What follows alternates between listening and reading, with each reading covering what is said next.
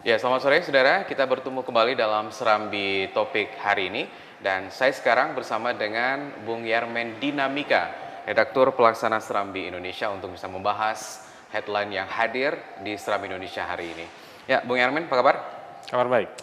Ini soal janji PLN, menyoal janji PLN. Kalau kita baca di halaman 7 Serambi Indonesia, sepertinya banyak janji-janji PLN terhadap rakyat.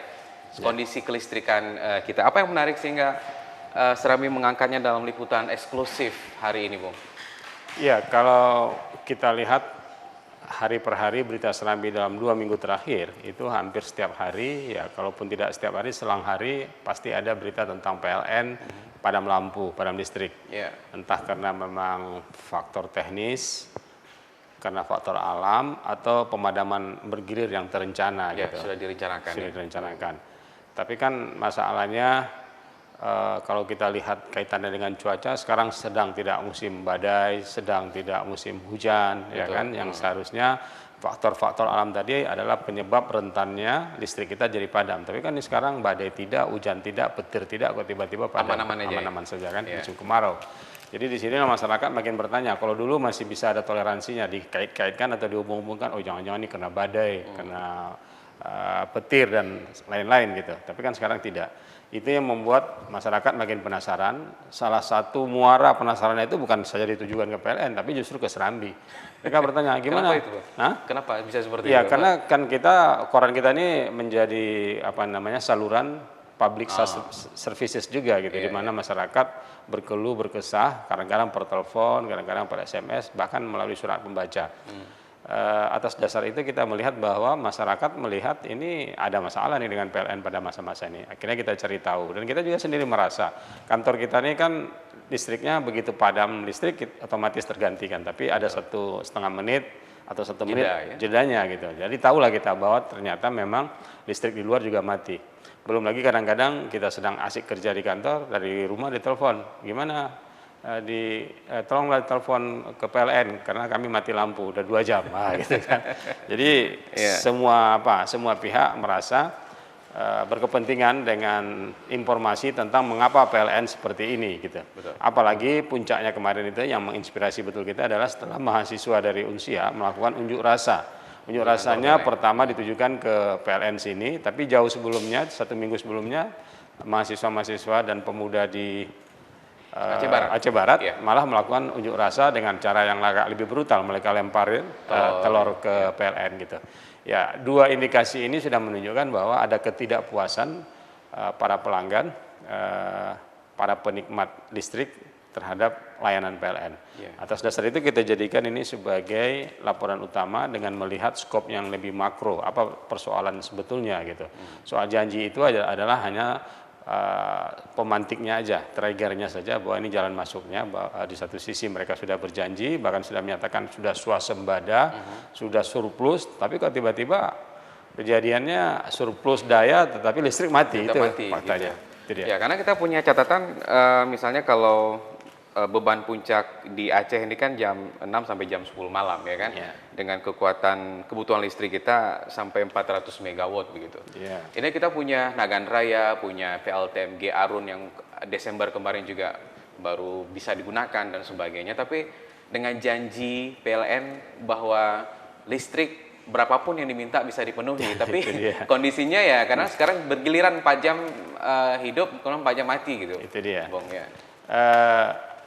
memang agak ironi terasa bagi teman-teman. Ini kontradiktif. Ya, kontradiktif. Ya, apalagi kalau dikatakan tidak ada istilah krisis listrik. Memang istilahnya tidak ada krisis listrik. Pengertian krisis itu baru terasa kalau masa-masa konflik tempoh hari ya.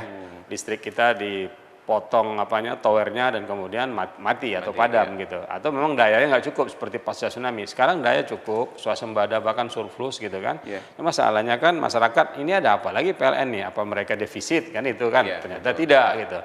Nah, tapi persoalannya kan kita tersambung dengan transmisi yang sangat panjang, lebih dari 234 km dari Belawan ke arah sini, ya itulah yang jaringan transmisi kita. Otomatis dengan jaringan sepanjang itu, apalagi masuk ke wilayah hutan ya, ke wilayah sawah, lembah, gunung segala macam itu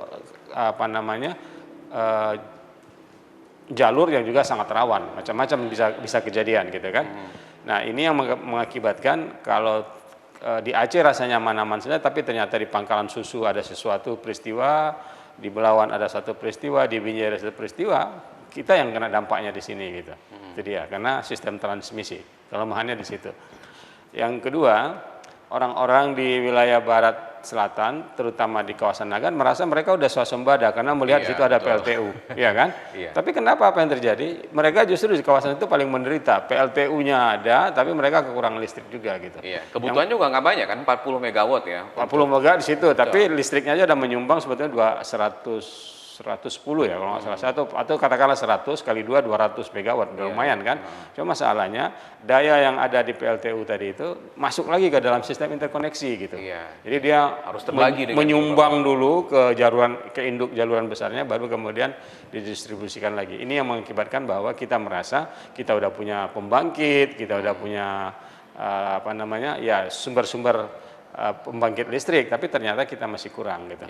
Nah, paling tidak kita harus menunggu 4 tahun lagi sampai 2020 kalau itu swasembada kan? listrik. Kata tapi Pak Bob Saril dalam itu perjalanannya tapi masih 2020. Ya, memang sampai ada orang yang bersaran. Tadi saya bicara dengan Kepala Biro Humas, apa nggak mungkin ya katanya kalau kita memberdayakan kembali itu pembangkit listrik kita yang ada di Lungbata ini gitu. Tapi di Lungbata ini kan semuanya diesel. Genset, generator set dalam ukuran-ukuran tertentu besarnya gitu kan. Itu sudah bagi kamus PLN yang saya tahu itu mereka sudah tidak andalkan lagi tuh. Yang mereka andalkan sekarang itu adalah tenaga listrik yang bukan dari diesel karena harga solar kan mahal gitu kan. Dan juga zat polutannya, zat polusinya juga tinggi. Paling tidak sekarang yang di Lok Semawe yang di PLTMG itu ya, gas ya. Iya, PLTG gas itu agak lebih berkurang kan pencemarannya. Atau seperti misalnya PLTE Sigura-Gura itu kan dari air terjun yang kemudian menggerakkan turbin kemudian menggerakkan mesin listrik kan. Energi dari air tadi itu yang diolah, dimanfaatkan sebaik mungkin sehingga bisa menjadi energi listrik gitu. Oke Bung, jadi paling tidak walaupun ini janji PLN, kita harapkan memang beberapa hari ke depan ini tidak langsung biarpet lagi supaya memang kembali normal gitu ya Bung. Ya, kita memang agak ironinya lagi di Aceh diakui oleh Pak Said Mukaram sebagai Deputi Manajer Kehumasan ini atau Humas. Mereka sendiri merugi katanya 3, sekian triliun per tahun. Itu nggak sedikit itu. Terasa aneh kan, orang semuanya bayar bayar listrik, terus kemudian kalau tidak bayar diputus, apalagi sebagian konsumen di Aceh sudah menggunakan listrik pintar, itu kan berbayar kan? Kita jadi bertanya, apa sebab rugi? Padahal ini adalah perusahaan yang boleh dibilang monopoli kan soal energi ini. Gitu. Oke Bung, ini paling tidak bisa dijadikan ya liputan eksklusif untuk. Oh ya, hari ini kita akan bergerak mungkin ke akademisi yang mengerti bagaimana kali-kalian tentang ini ya.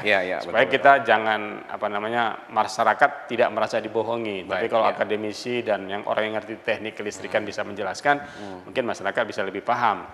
Bung, terima kasih waktu kita. Terima kasih. Sudah berakhir dan saudara terima kasih Anda sudah bersama dengan Serambi Topik. Kita kembali ke studio.